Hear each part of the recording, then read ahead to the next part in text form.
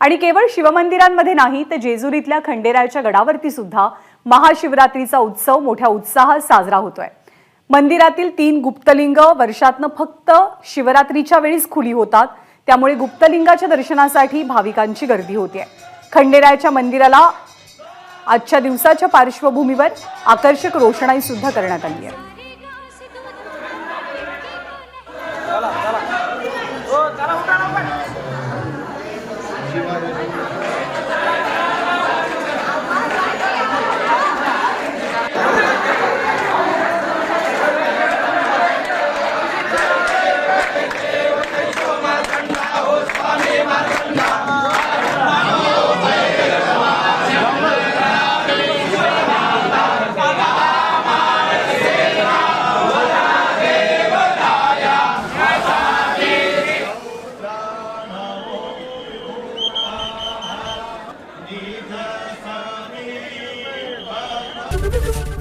ABP माझा, उघडा डोळे बघा नीट।